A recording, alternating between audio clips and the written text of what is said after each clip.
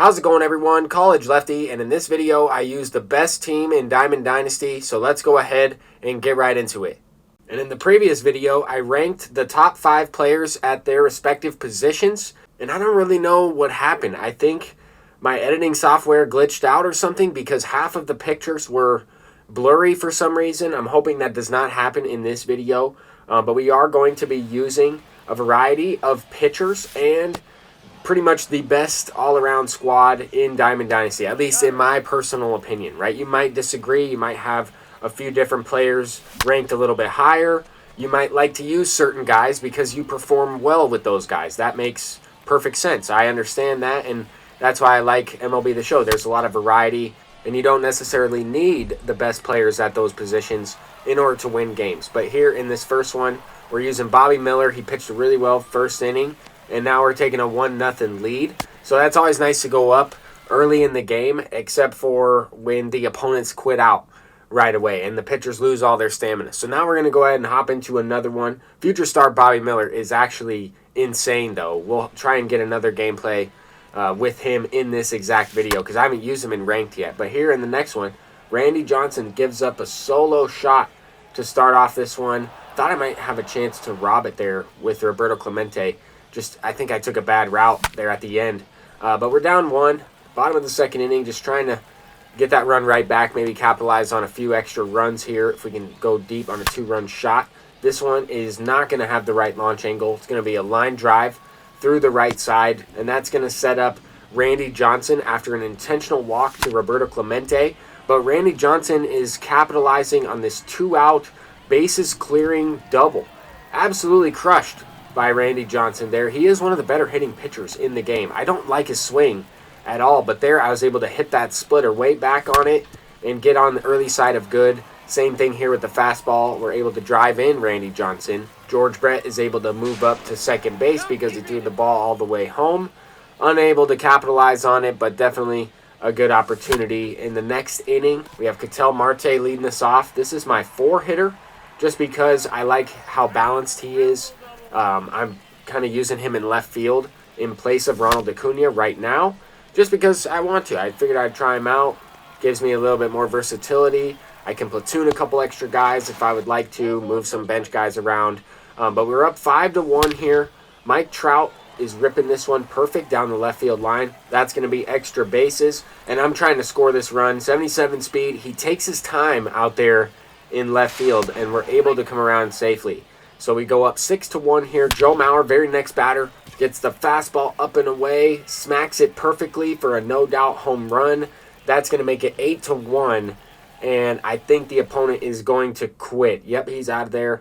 We're going to go ahead and hop into another game here. We're using Tom Glavine in this next one, facing Kyle Wright. It looks like parallel 4. This guy's got a couple future star players in his lineup. Some solid ones at that. Khalil Watson, Jorge Valera, and Henry Davis. Pretty solid future star players there. But we're looking to try and deal with Tom Glavine. First time using him in ranked seasons. I've been using him in the event. He's been absolutely great. Definitely a control finesse type of pitcher, but he will throw that sinker 95, 96, especially when you parallel him up a little bit.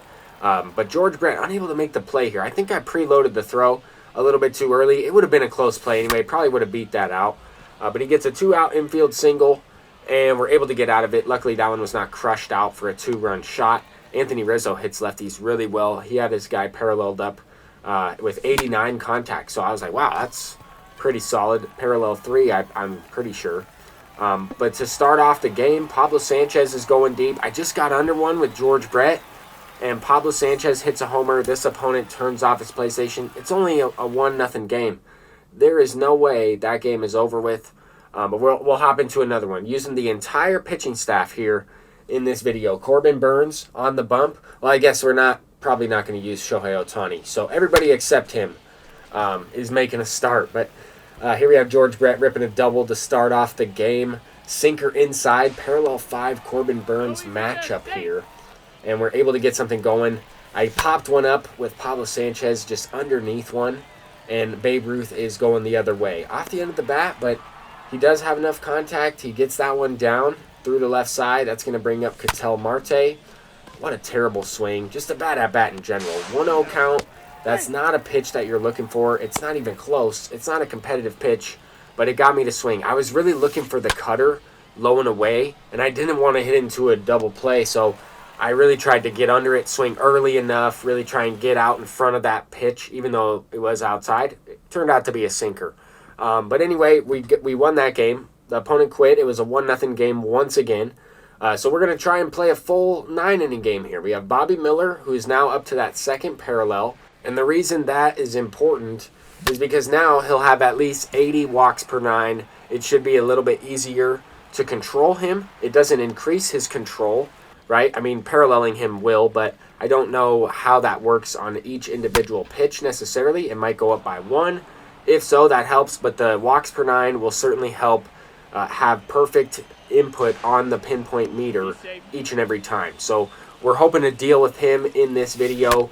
Once he gets paralleled up even more, he's going to be that much better.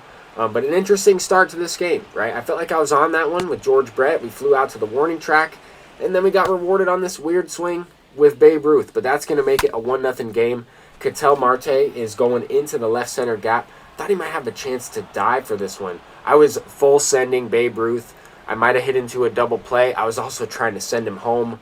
I think his base running ability got in the way there. But Chase Utley, doesn't matter. He's picking us up with a cutter inside on the hands. Perfect spot, perfect location. But I was sitting there, jammed the PCI low and inside, smack it for a perfect 3-run shot. And now this game is in the hands of Bobby Miller. We got an early 4-0 lead. Hopefully this opponent stays in. He had a lot of games played on his record, a lot of wins, a lot of losses, so you just never know. But here in the top of the third, we're able to capitalize on one more run here.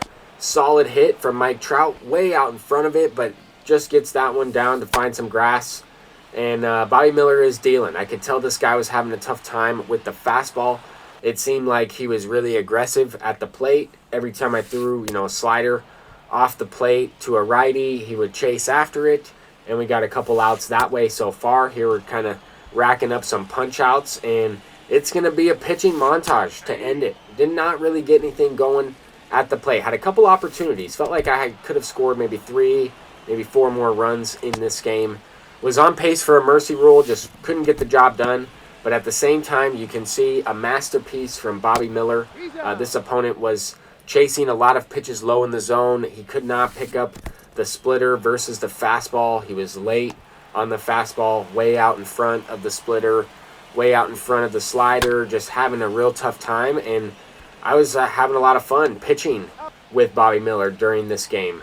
This guy is dealing. I don't think he'll be, that great as the year goes on. I think people will start to catch on to him. People that are extremely good at the game, top players, will absolutely destroy this card eventually. But I think right now, he's a really good deceptive pitcher. This guy is definitely worth the price. I paid about 75,000 stubs for him, and I don't care if he drops down to 20K.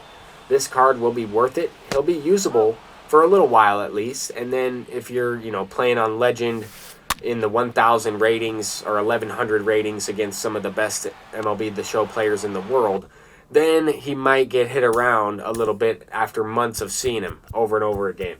But we're going to go ahead and pick up Austin Hendrick, unlocked another future star card. And as you can see, I am approaching 1 million stubs. I've had a lot of stubs just chilling in my bank, and I'll probably start reinvesting those stubs back into some, quick sell valued cards and different players that I think might get upgraded in the roster updates. But I do it a little bit differently. So if you're curious as to what I'm talking about, I'll go ahead and link a video in the comment section down below. But until next time, I'm College Lefty, and hopefully this video was not blurry. Peace out.